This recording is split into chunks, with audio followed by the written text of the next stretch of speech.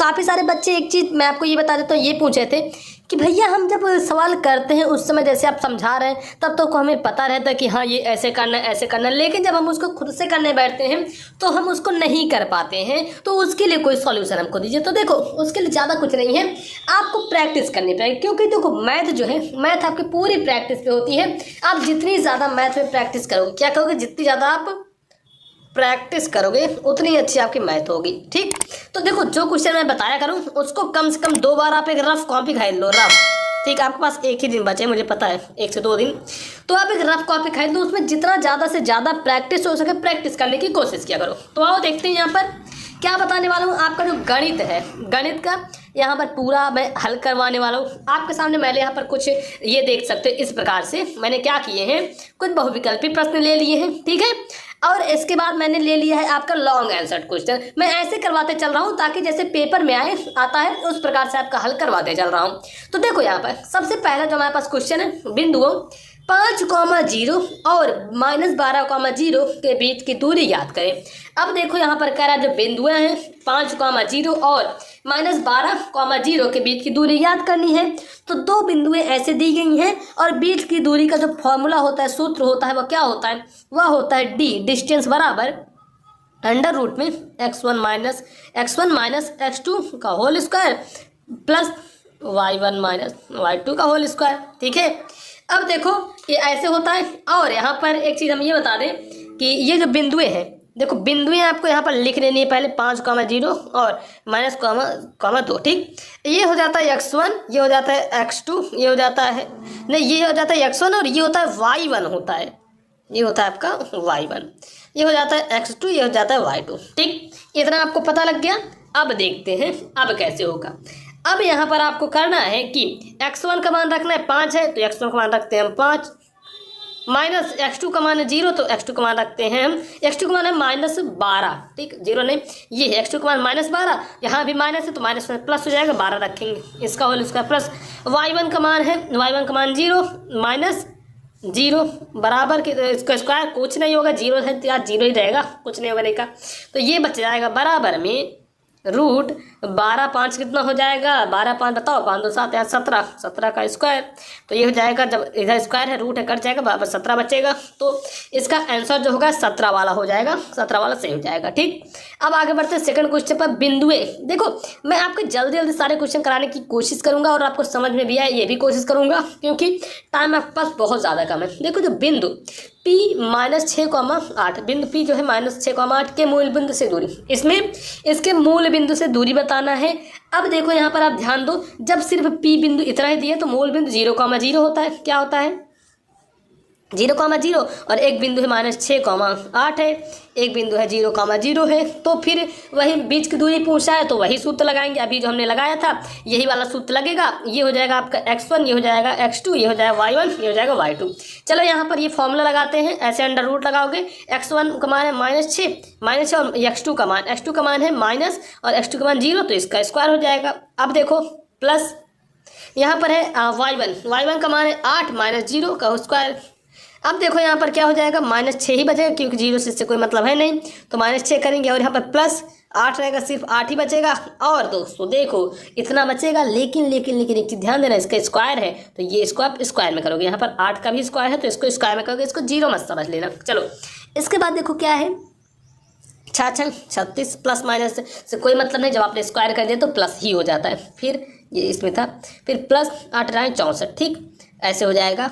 और ध्यान दो, ये रहेगा आपके अंडर रूट में, ये बच जाएगा, रूट करेंगे फिर 36 64 कितना होता है 100 होता है, और 100 को करना चाहे तो आप 10 × 10 कर सकते हैं नहीं। अब देखो 2 का जोड़ा बन गया तो आप इसको बाहर निकालोगे तो रूट नहीं लगेगा, आपका सिर्फ 10 बचेगा, ओनली 10 बचेगा, 10 इकाई। ठीक, 10 इकाई मतलब ये जो है ये सी वाला आप इसको सही कर दोगे, 10 इकाई ही आपका बचेगा।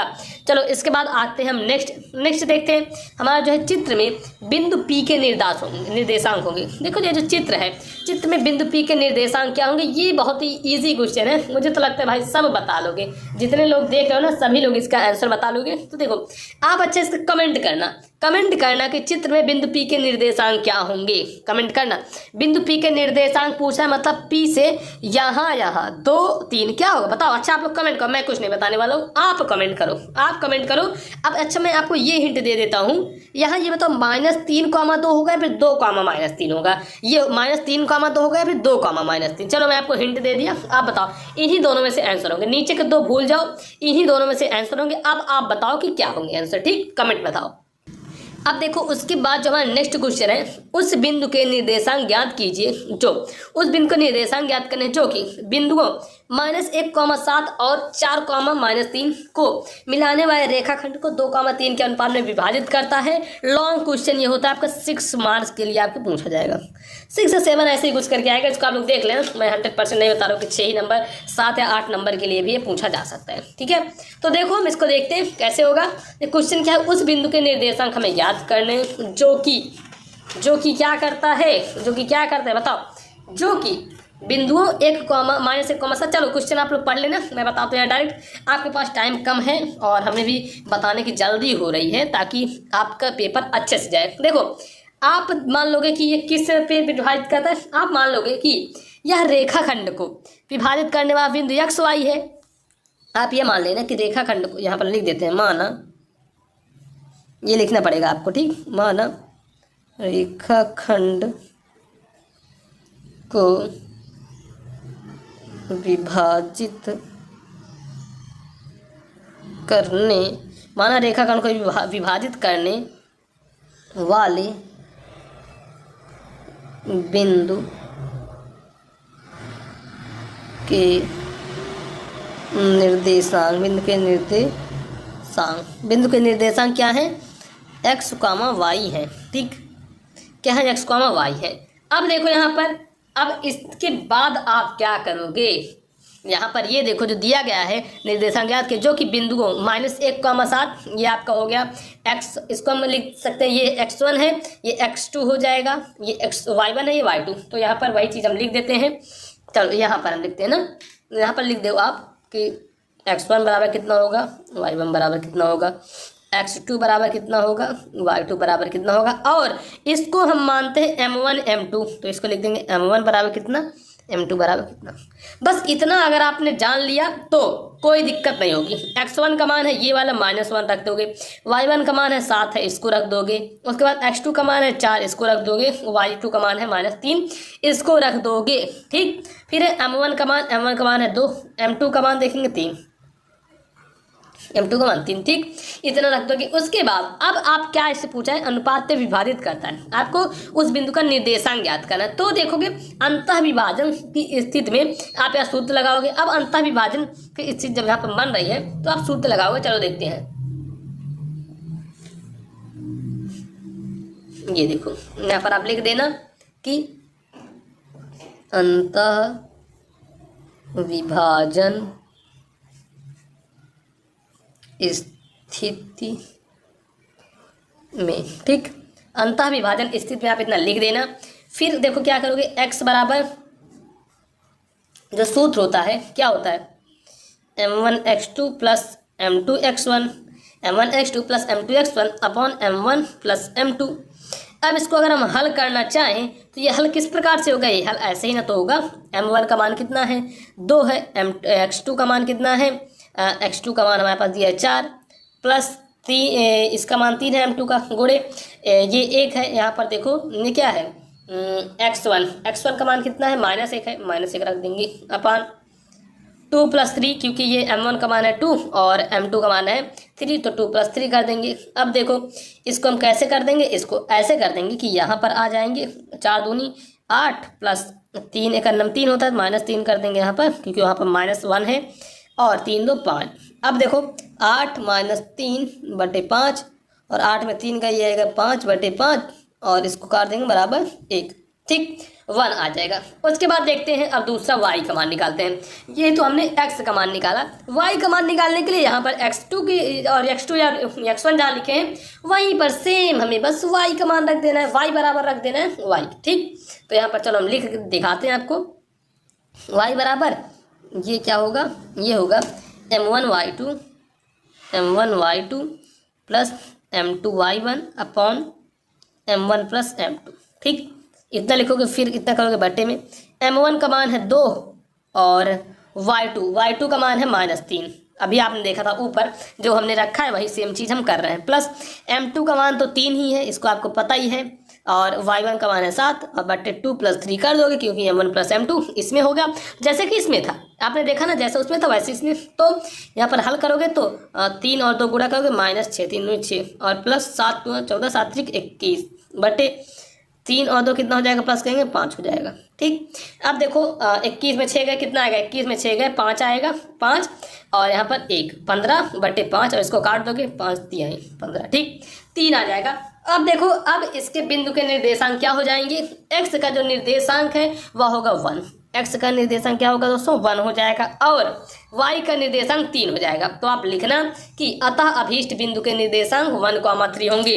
यहाँ पर लिख देना अतः बिंदु के निर्देशांक ही आप लिख देना, कोई दिक्कत नहीं, बिंदु के निर्देशांक। ठीक है, निर्देशांक,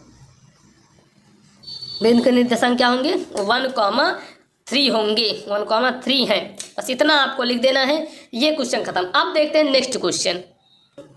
अब देखो आपके सामने यह क्वेश्चन है और यह क्वेश्चन बहुत ज़्यादा इंपॉर्टेंट है, इसको तो तैयार करके जाना है। देखो एक चीज़ मैं आपको साफ साफ बता देता हूँ, यहाँ पर कुछ संख्याएं चेंज हो सकती, अंक चेंज हो सकते हैं, लेकिन जो पूरा बताऊंगा जो क्वेश्चन रहेगा वही चीज़ आएगा। देखो, और नहीं क्वेश्चन भी सेम भी आ सकता है, ऐसा नहीं कि चेंज ही होंगे। अब देखो क्वेश्चन क्या कह रहा है, y का वह मान ज्ञात कीजिए जिसके लिए बिंदु P है 2,-3 और Q 10, y के बीच की दूरी 10 मात्रक है। y का वह मान याद करना है जिसके लिए निम्न बिंदु जो दिया गया है कि बिंदु आपका है P 2,-3 और Q 10, y के बीच की दूरी 10 मात्रक है। ठीक, इतना ज्ञात करना है।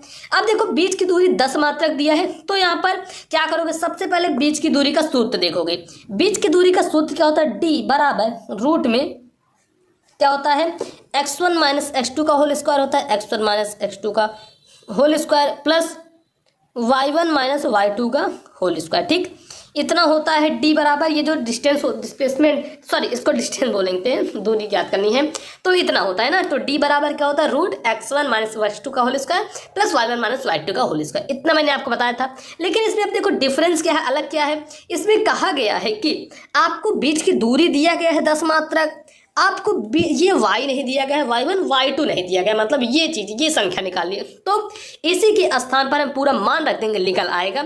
d का मान हमें 10 मात्रक दिया है तो हम रख देंगे 10 बराबर। देखो अगर आपको मान रखना आ गया तो आधे से ज़्यादा क्वेश्चन आप ऐसे ही सॉल्व कर लेंगे, आपको देखते ही आ जाएगा। अब देखो x1 का मान, x1 ये है और x2 ये है, y1 ये है, y2 ये है। ठीक, इतना पता है आपको। x1 का मान रखेंगे 2 माइनस x2 का मान कह रहा है 10 रखने, तो यहाँ पर 10 रख देंगे, इसका होल स्क्वायर प्लस। अब देखो y1 का मान क्या होगा, आखिर y1 का मान क्या होगा इसको बताना है, तो चलो देखते हैं। y1 का मान ये -3 होगा तो -3 रख लेंगे, फिर माइनस है, और y2 का मान ये है y, तो इसको हम रख देंगे y, इसका होल स्क्वायर। ठीक, इतना हम कर देंगे। उसके बाद देखो यहाँ पर 10 है। ठीक, अब 10 है तो 10 को आप क्या करोगे, ऐसा क्या करोगे, 10 को क्या करोगे ऐसा आप, तो 10 को हम इसको 10 ही लिख सकते हैं, 10 को 10 लिखते हैं। चलो अभी तो 10 को हम 10 ही लिख दे रहे हैं, फिर ऐसे रूट अभी लगाने रहने दे रहे हैं। ठीक, रूट लगा है। अब देखो क्या करेंगे, 10 में 2 घटेगा तो ये आएगा 8, जबकि -8 आएगा क्योंकि यहाँ पर प्लस का मतलब ये जो 10 है यह बढ़ा है और 10 क्या आएगा माइनस है, तो इसका स्क्वायर प्लस क्या करोगे आप लोग, यहाँ पर ये देखो प्लस तो -3 का -y, तो इसको आप ऐसे लिख दोगे, इसका होल स्क्वायर आप बना सकते हो कि a² + b²। देखो ये इधर माइनस। ठीक, इतना आप लोग ध्यान रखो। इसको आप कैसे कर देना, 3 स्क्वायर कर सकते हैं, मतलब a + b का होल स्क्वायर, यही समझो इसको, a - b का होल स्क्वायर ना समझो। तो चलो ये कैसे हो जाएगा, 3 त्रिक का 9, चलो 9 हो गया प्लस, क्योंकि -3 गुणे -3 + 3 होगा तो +9 बनेगा। ठीक, a² प्लस b² कितना है दोस्तों, b² आपका y, तो y का स्क्वायर माइनस 2ab, 2a कितना है 6 है, तो 3 दूनी 6 हो जाएगा, तो 6 और b का मान है y, तो 6y 6y, और 6 के सामने माइनस रहेगा इसलिए माइनस लग के प्लस हो जाएगा। ठीक, इसको नहीं समझ में आया फिर आपको बता देता हूँ। इसको यह जो है देखो, ये आप लोग समझो क्या था, -3 माइनस वाई का होल स्क्वायर। तो इसको आप लोग ऐसे कर सकते हो 3 + वाई का होल स्क्वायर के हिसाब से हमने कर दिया। तो ये देखो ए स्क्वायर 3 3 का 9 plus b square y square plus 2ab 3 2 6 ab 6y, ठीक इतना हो जाएगा। अब देखो यहाँ पर अब कैसे होगा, अब ऐसे होगा कि 10 यहाँ पर है, इसको इधर लेकर आएंगे रूट इस तरफ, ये स्क्वायर में हो जाएगा। तो 10 दहम यहाँ पर आएगा 100 बराबर 8 अठाई 8 अठाई इसको कर सकते हैं 64। तो 64 कर देंगे और माइनस माइनस प्लस ही होता है। इसका देखो plus 9 plus y square plus 6y।